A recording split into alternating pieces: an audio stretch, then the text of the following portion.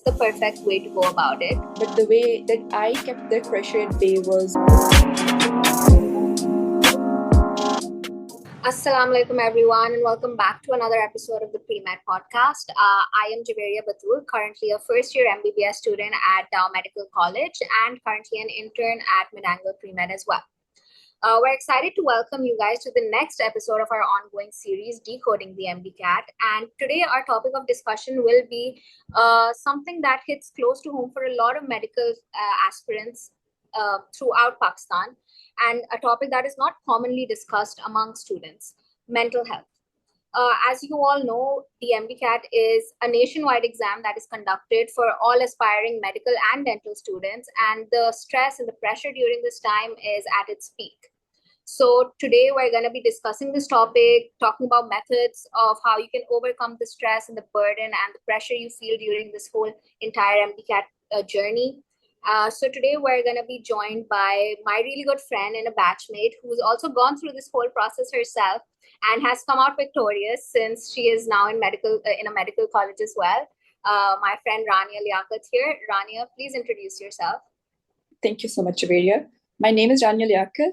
I am originally from DHSCSS and currently I'm a first year medical student at Medical College. I'm really excited to be here today to talk about a topic that I believe is not talked about enough, which is mental health during MCAT. Right. That is really true, Rania. It is not talked about enough, but that is why we're here.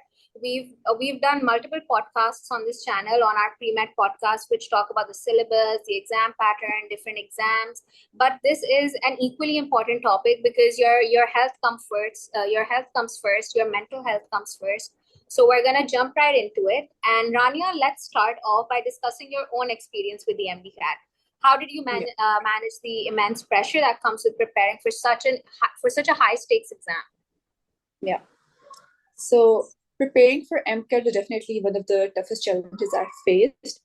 The pressure is obviously very intense with so much at stake. But the way that I kept that pressure at bay was by creating a structured study schedule and then sticking to it, because it kept me organized and it also gave me a sense of control over the situation, you could say. But it's also very important that you don't set unrealistic goals for yourself, because I firsthand know how difficult it can be when you don't meet the goals that you've set for yourself. So it's important to be kind to yourself during this process. That is really true, Rania. Being kind to ourselves is, I think, the one thing that students tend to overlook, is they're like, it's this 1 month, let me push myself to my limits. It's never right to do that to yourself. Yeah. This 1 month, 2 months, even 2 years, because people start preparing for their MDCAT since first year. So it's never right to push yourself to the limit where you're going off the cliff with the amount of pressure you're taking. So that is never right. And like Rania said, a structured schedule, one that you can manage, which is not unrealistic, is the perfect way to go about it.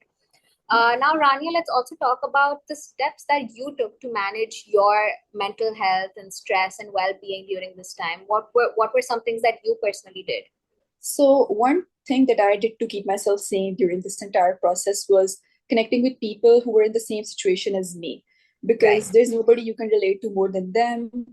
And I remember I'd often rant about how tough things were, especially with MCAT being cancelled the first time and everything. Just renting to people who I knew understood exactly what I was going through definitely made a difference. It's interesting that you mentioned connecting with other people, because I think during this time, most students, most aspirants, they tend to isolate themselves and think that they can handle this entire thing on their own, and just like completely shut others out and think that they have to deal with all of this on their own, which again isn't the best approach to it. So you talked about talking to other aspirants, talking to other people who are going through the same thing. So can you tell us how that made a difference, how big of a difference, and not just to like aspirants, to even your friends, your family? Do let us know a bit more on that. Yeah. So I definitely understand how easy it can be to isolate yourself and get sucked into this extremely exhausting process. But it's very important to have an outlet when you're going through something as stressful as MCAT. If you're ever feeling overwhelmed, it's very important to reach out to someone you trust and talk to them about what you're going through, because it definitely made a huge difference, at least in my mental health. I talked to my friends about how, when things would get difficult, and it would definitely make me feel a lot better, just, venting. So I think just don't keep things inside yourself, don't bottle things, let them out, talk to someone you trust, and it will improve your mental health for sure.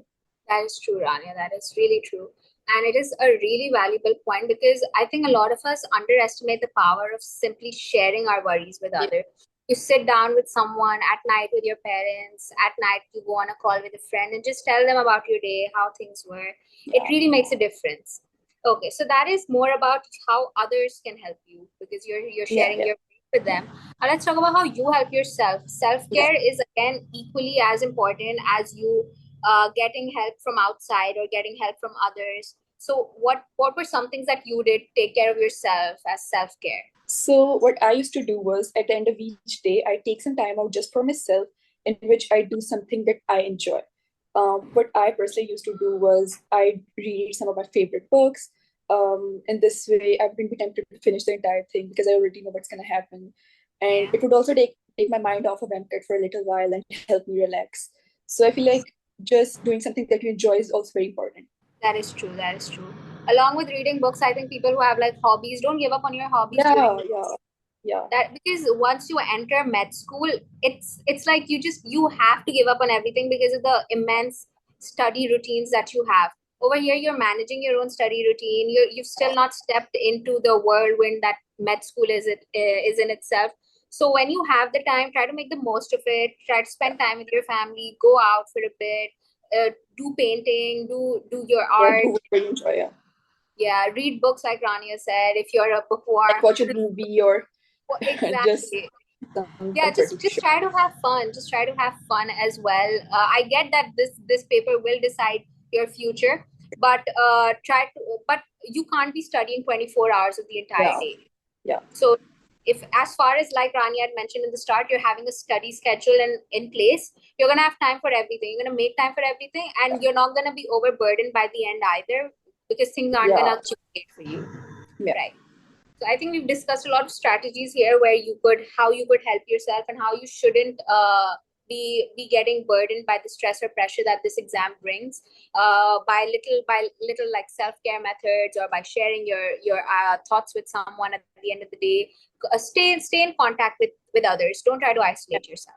Now we're gonna be moving towards more to like the end of the conversation. So I wanted to know from you, looking back at your experience, is there anything you wished you'd done differently in managing your health during the MDCAT? Yeah. So one thing that I struggled with was trusting myself. Even though I'd spend my every waking moment studying, I'd still not, believe that I'm doing enough. I'd never be satisfied with what I've achieved. I'd not trust my own efforts. So if I could go back in time and change one thing, it would definitely be to be kinder to myself and trust myself too, and just like take it a little easy, maybe. That is true. That is a really important takeaway, because honestly, perfection is a trap. You're always gonna There's always gonna be someone who's doing better than you. There's always gonna be someone who's studying more than you. There's always gonna be someone who's just smarter than you in general. So perfectionism doesn't exist. There's always gonna be someone better out there. And now for all our listeners who are preparing for the MDCAT or any other exams in that aspect, what advice would you give to them, like your final advice for them for managing their mental health? I think my advice would definitely be, if you think you're doing the best that you can and there's nothing that you can do more to prepare yourself better, then just trust yourself. Trust your knowledge. You know a lot more than you think that you do. And you have to also remind yourself that it's an exam at the end of the day. So your MCAT score is not going to define you. So just don't be too hard on yourself. That's definitely my advice. Exactly. I think as far as you're hitting a good score, once you get into med school, it's just a number. We're all like, we both didn't score the same, but we're both still in the same medical college. There's everyone ends up in the same place at the end of the day. So don't beat yourself up if you're not like getting like a 180, 190 score. If you're getting a 170 score, you're still gonna get into a medical college. Exactly. So you don't try to beat yourself up on trying to get the highest score. Try to get a score that is manageable for you and will lead you to your destination. So that is an important factor as well. Okay, guys. So this officially brings us to the end of the podcast. Thank you so much for sharing your experiences and insights, Rania. I'm sure our listeners will really like your incredible advice and will make use of it. And it's so important to have these conversations about mental health, especially in the context of something which is as demanding as the MDCAT. Okay, Thank you so Rania. much for having me, Javeria. I really hope that I'm really glad we talked about this, and I really hope this helps people who are going through this right now, the MCAT. Absolutely. And to our listeners, remember to prioritize your mental health, not just during exams, but in every aspect of your life, because it's just going to get tougher from the MDCAT. So don't forget to take care of yourselves, because your health is the most important thing. It's like your health is your wealth, right? So unless you're not healthy, you're not going to be able to do anything in life. So not just in the MDCAT, this is in general. In whatever aspect of life you're in, your mental health should be as equally as prioritized as your physical health. And do remember that it is always okay to reach out to someone for help, professional help from a friend, help from a family member, anything. It is always okay to go out and reach out to someone for help. Right, guys, then thank you for tuning in. And if you found this episode helpful, please share it with others who you think might benefit from this episode. And don't forget to subscribe for more insightful discussions. And until next time, take care and be kind to yourself.